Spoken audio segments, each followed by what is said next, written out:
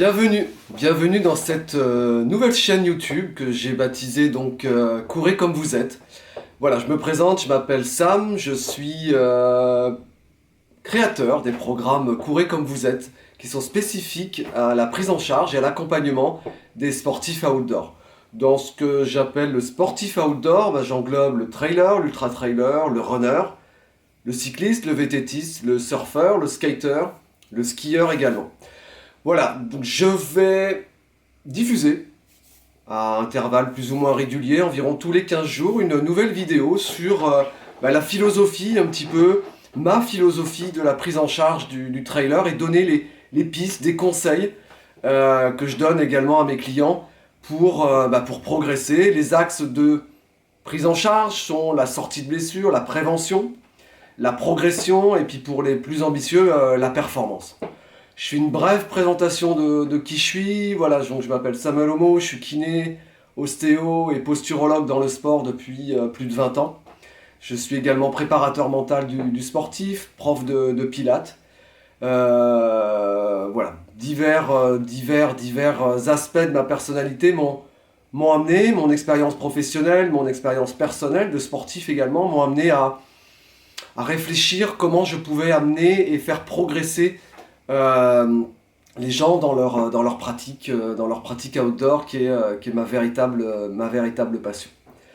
Et bien aujourd'hui, pour débuter ce premier épisode, j'avais envie de vous parler de quelque chose qui me tient vraiment à cœur, que j'ai surnommé, que j'ai baptisé la cohérence. Qu'est-ce que la cohérence dans notre pratique de sport outdoor? Eh bien la cohérence, je vais la diffusée sous 4 axes différents. La cohérence motrice, la cohérence mentale, la cohérence émotionnelle et la cohérence énergétique.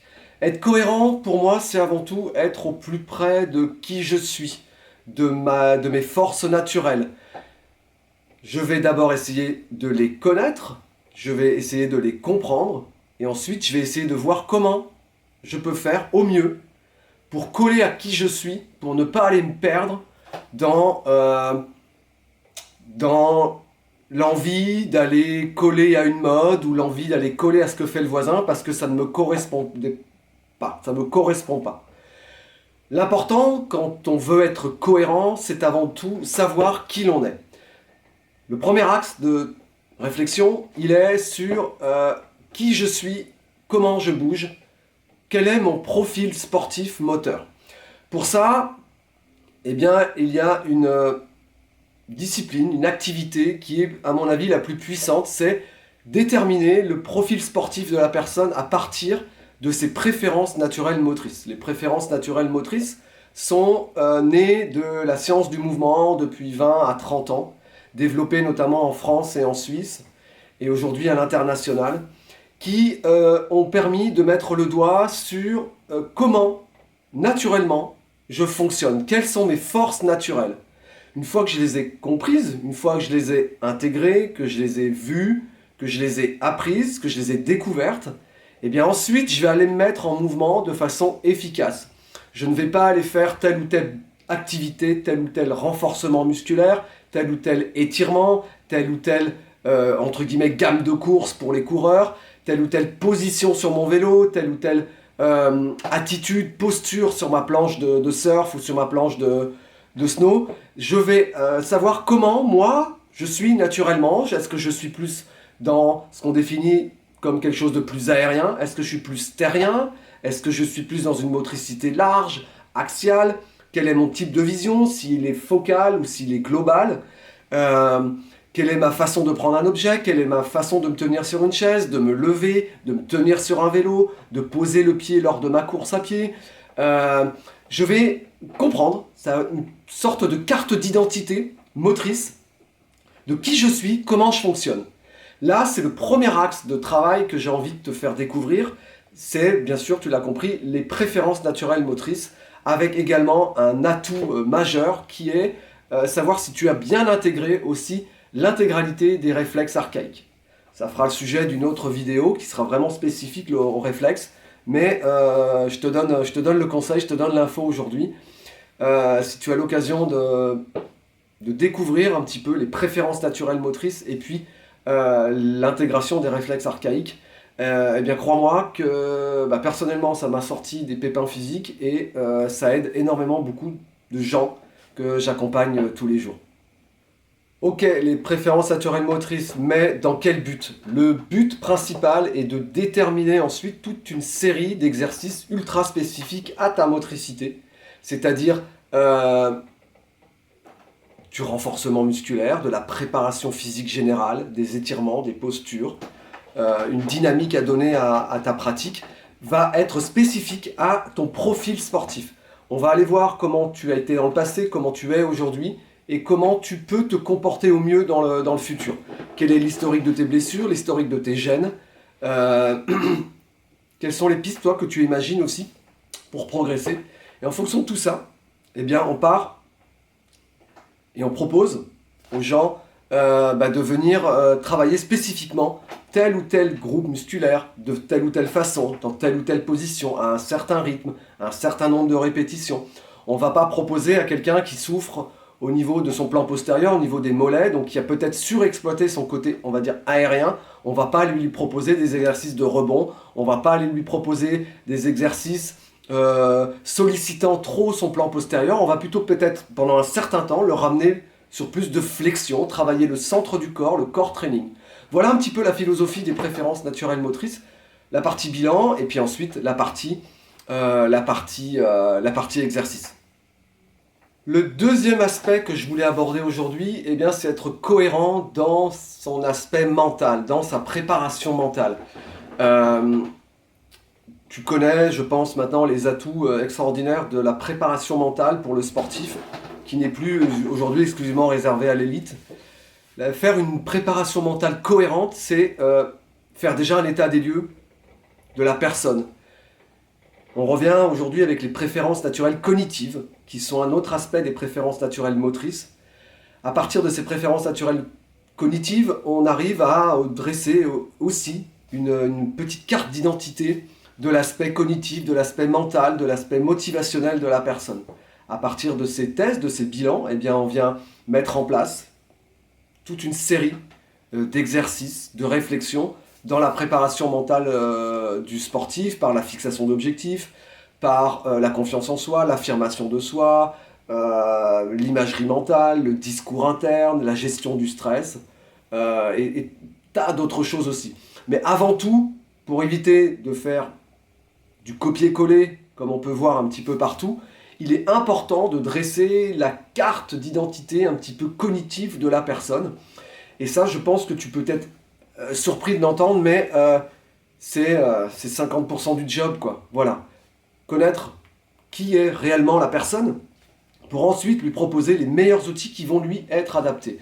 La cohérence, c'est ça, c'est réfléchir sur soi intelligemment, se faire aider également, pour ensuite avoir les meilleurs axes de travail pour optimiser ces différents potentiels. Et aujourd'hui, dans cet axe mental, c'est venir optimiser au maximum ma motivation, ma fixation d'objectifs et tous les autres paramètres de la préparation mentale. Le troisième axe de ce premier épisode de cette nouvelle chaîne, eh bien, c'est l'aspect émotionnel. Voilà, on a parlé du moteur, on a parlé du mental. Ce troisième axe est destiné à l'émotionnel. L'émotionnel, j'ai découvert il y a quelques années la puissance extraordinaire du neurotraining. Le neurotraining, c'est quoi? C'est une kinésiologie avancée, c'est-à-dire une kinésiologie qui ne va pas forcément se contenter de te donner un petit peu des axes de travail, mais qui va t'apporter les meilleurs outils, qui sont d'un nombre extraordinaire, les meilleurs outils de réflexion et d'action également, avec des choses pratiques. On n'est pas que dans de la théorie, on est dans quelque chose de pratique. Au niveau émotionnel, quels ont été par le passé, aujourd'hui, maintenant, qu'est-ce que tu vis, qu'est-ce qui peut bloquer émotionnellement au niveau de ce que te compose, toi, principalement toi, qu'est-ce qui bloque émotionnellement, qui engendre par la suite un blocage ou une blessure sur l'aspect plutôt moteur. Faire le lien entre l'émotionnel, ce qui peut être amélioré, les pistes de travail, pour ensuite débloquer les choses au niveau moteur. Je te parle juste d'un exemple qui peut être le mien. J'ai eu quelques pépins physiques récurrents au niveau de la partie postérieure de mes mollets avec un syndrome d'éloge. Et en allant voir tous les aspects des préférences naturelles motrices, la préparation mentale et également le neurotraining, j'ai compris qu'il y avait des choses dans ma vie que je freinais, que je retenais, qui m'empêchaient d'avancer parce que j'avais cette crainte, cette peur d'aller un petit peu plus vers l'avant. Donc j'étais tout le temps en frein sur le plan postérieur. Aller voir ce qui m'a gêné au niveau du neurotraining a été pour moi quelque chose qui m'a complètement libéré, associé aux autres domaines des prises en charge intelligentes. Le neurotraining a été un élément, le gros plus, qui m'a permis de passer à autre chose et d'engager encore plus mon corps vers l'avant, puisque j'ai une motricité de base qui est aérienne, mais qui était freinée par tout cet émotionnel, tout ce passé qu'on a tous, qui peut être parfois vraiment freinateur d'une progression physique. Donc n'oublie pas, ce troisième axe est super, méga top important, c'est le neurotraining et l'aspect vraiment extraordinaire de cette prise en charge. Et bien l'axe numéro 4 de travail, de réflexion, c'est l'énergétique. Et quand je parle d'énergétique, la question à se poser, c'est est-ce que mon assiette est cohérente? Est-ce que ce que j'y mets en qualité, en quantité, en heures de prise de repas, est-ce que c'est suffisant? Est-ce que c'est cohérent à ce que je vais demander à mon corps au niveau énergétique dans nos pratiques outdoor qui sont très énergivores et chronophages également?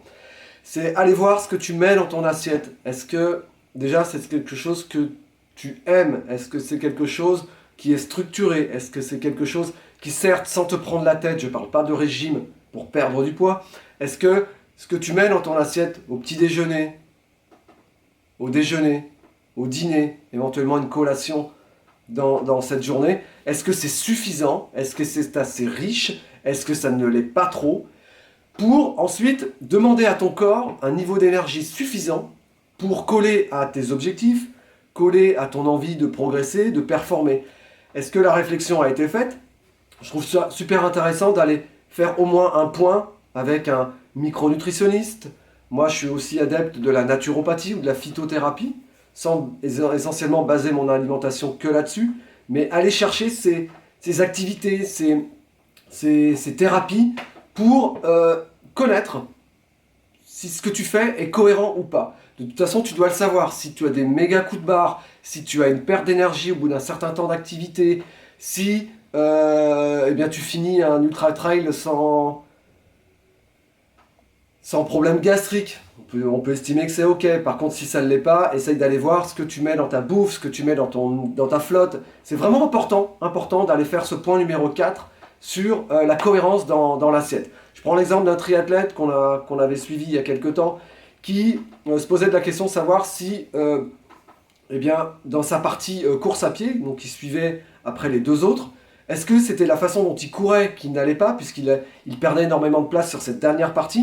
On s'est aperçu que sa façon de courir était top, était nickel, était en adéquation avec les deux autres disciplines que sont la natation et le vélo. Mais le point où il avait complètement oublié de réfléchir, c'était sur ce qu'il mettait dans son assiette. Il a fallu rééquilibrer tout simplement, dans un premier temps, ce qu'il mettait à son petit-déj. Ça manquait de gras, ça manquait de richesse, ça manquait d'huile, ça manquait de beaucoup de choses assez cohérentes et consistantes, puisque lui, sa période d'entraînement, c'était exclusivement le matin. On s'est aperçu que dans ses compétitions, sa baisse d'énergie était tout ce qu'il avait, entre guillemets, mal bouffé ou pas bien assimilé avant, qui lui faisait au fil à mesure du temps lui perdre de l'énergie et lui faire perdre des places, qui pour lui était un petit peu frustrant vu son niveau. Voilà, cet épisode numéro 1 est aujourd'hui terminé. J'espère qu'il va t'aider à réfléchir un petit peu à comment améliorer ta pratique, quels sont tes nouveaux axes de réflexion. Et je te dis à bientôt pour un épisode numéro 2 que je pense faire dans une quinzaine de jours. Et je te dis à bientôt, porte-toi bien et courez comme vous êtes. Et si tu as aimé, mets le petit pouce, abonne-toi à la chaîne et puis diffuse ce genre d'informations vraiment utile et intelligente. Je te remercie. À bientôt!